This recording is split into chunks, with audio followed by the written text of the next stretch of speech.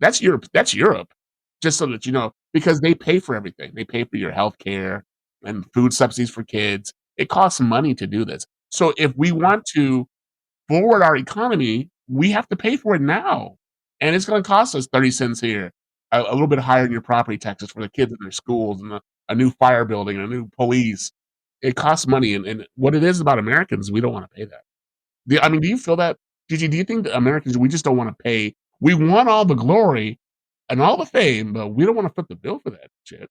I think so. I also think there's like a huge distrust towards the government, and I don't even mean just like towards any specific party. I think there's like the whole operating system people Yeah, feel like is shady. it I is. will say this: Trump did throw one of the district delegates under the bus from Baltimore, saying Mhm. that I gave you like couple $1 billion to like turn your neighborhood around, and it was just potholes, boarded up buildings, just Oh absolutely yeah. destruction. And it did Hmm. like the couple of billions of dollars, like it didn't even seem like it even touched the ground. So it's like, yeah, I would love to throw my money into it, but is it actually going towards that? Like our mayor in Baltimore spent Hmm. millions of dollars on like these children books. It was a money laundering scheme. Million Oh, I heard dollars, about that. Yeah, yeah, yeah. millions of dollars on these like terrible, like looks like someone from. And I don't mean this to be negative, but like for like little kids in like Baltimore, Maryland, they had like Yeah. these books that would look like they were put together from like kids from another country. Oh, The language, the grammar was off. The pictures were just like mhm. it didn't make any sense. And they bought millions of dollars worth of these books. And the Yeah, mayor resigned when I they remember that. came down on her. So it's like Yeah. I would love to spend money and invest in these things, but like, is it really going in the right hands? That's where I think a lot of people are concerned with. And that is the thing. And what it is, Gigi, and it kind of. I've talked to a lot of people over the course of the last 3 or 4 months. It's election season here, and I'm talking about people on Facebook and on Instagram and their feelings about everything, just to get a sense of where we are as a political structure, where we are as a country. And people are so misinformed, and that's the takeaway. People really believe things that they hear on X and social media. These people are craven lunatics. Not the people I've talked to, but the people who are setting us up for failure. So in an economy where you got one person on top of hegemony or an autocracy or an oligarchy, you've got a person like Elon Musk telling you how you should spend your money. This guy doesn't even buy a house. His house is like a tiny house. And he still to this very day crashes on friends' sofas. The richest man in the world will not buy a house. Okay. And I don't know what you want to take away from that, but he'll tell you that you should buy a car that costs $100,000 that looks like an 1875 octagon wagon or whatever, and that's going to help you get through the day. No, sir, you're out of order. And and if you are the world's richest man and you're talking to Putin about global interferences and exchanges and don't put your satellites over Taiwan, who do you think you are? You're not elected. You just did well by stealing other people's ideas. And when you do something like that and then you try to get into politics, that is a recipe for disaster. It honestly really is. But I want that's I swear to you, I'm gonna unload in another podcast about the dangers of letting the oligarchy class dictate your everyday lives. We're gonna do something like that. I don't know. But looking ahead, what does the future hold?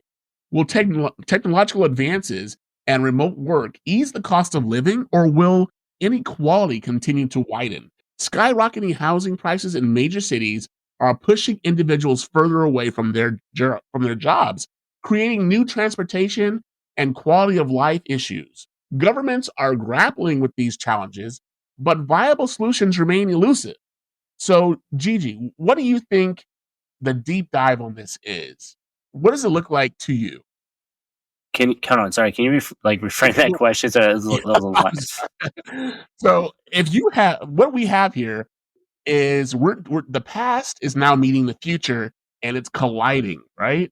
So Yes. you have AI, you've got robots, Oh, you've got absolutely. So and yeah. Sorry, no, I understand what you're asking now.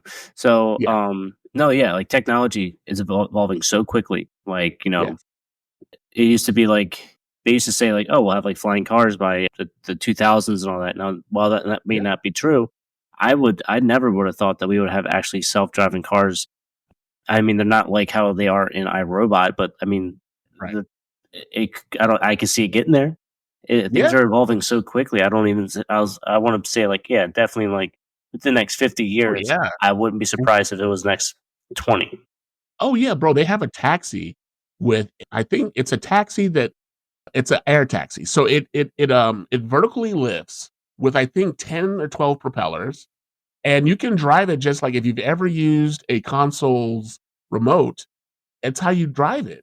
And they're waiting for the Federal Aviation Committee or Association to greenlight it, but it should be out next year, and you'll call it just like a taxi. It does have a real driver, so it won't be autonomous.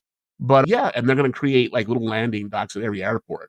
So when you need to get out, avoid traffic, you'll be able to take this thing. I'm not sure how much it's gonna cost or the company behind it, but it's a game changer. It really will be a game changer, and it holds like 4 or 5 people, maybe 6 tops, and it has room for storage for your luggage. It's crazy. It's here. They've already created it, and That it's is crazy. made completely of that plastic polymer paper, but it's Really? like stronger than steel, but light as a feather.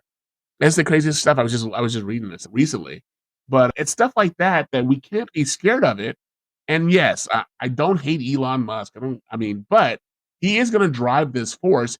He has the innovation and the knowledge process of who he can utilize to make these dreams come true.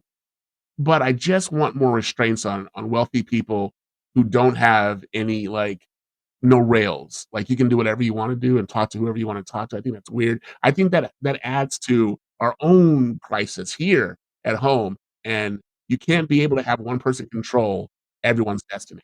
You know what I'm saying? So No, I absolutely agree. Definitely agree with you on there. I feel like COVID kind of like peeled back the curtain a lot on that kind of stuff because like yeah. people kept getting caught doing the same exact thing. They were making speeches about we need to not go outside and quarantine Mhm. ourselves, and then they're hosting parties like not even an hour later. And You mean again, the government? Yes. and I'm No, not saying just saying the government, just like it reminds me of a quote that says like fines are only penalties for the poor or something like that. no, it's true. Like And the poor suffer the most because they don't have an edge up in life. No one's helping them get up. And that's why you have to hold on to new people in politics, like your Alexandria Ocasio, or if you like AOC, that's fine. She's new to politics, so she's gonna stumble, she's gonna make some mistakes. If you like Kamala Harris, she's new to politics, she's gonna make some mistakes. She may not know what she's doing. As long as her heart is in the right place, they're gonna figure it out. But if you keep on electing Mitch McConnells and Pelosi's and people who are 75, 80 years old, they're still governing from a bygone era. And we're gonna be penalized for it because they don't understand the technology. They don't understand where it's going. Elon Musk is in his 60s, guys. So I mean he's good at getting the right people to do what he wants them to do.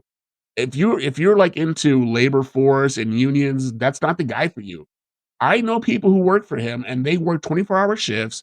He sleeps at Tesla in his office. His office is right on the main deck where they're building the cars. He just has a desk and a computer and he sleeps there watching them work. And if he comes over to you and you're not working, although you've been there for 15 hours, you get fired. Who's going to stop him? I mean, is that the world you want to live in? But anyway, as prices continue to rise, the battle of the cost of living is one we're all engaged in. So stay tuned for more discussions on how this crisis affects various sectors and communities and how we might find a way forward. So, Gigi Luigi, you want to take us out with some closing arguments or statements, sir? yeah, honestly, hey, guy, like yeah, the economy, it's I don't want to say it's unpredictable. Like it will stabilize, but like if Oh, you guys are struggling on your bills, definitely like invest. Like if you guys already have a second job, take budget appropriately, take some extra money, invest it. So that's going to save you in the long run. It will. And That's guys, how you protect and he's against inflation, absolutely right. really.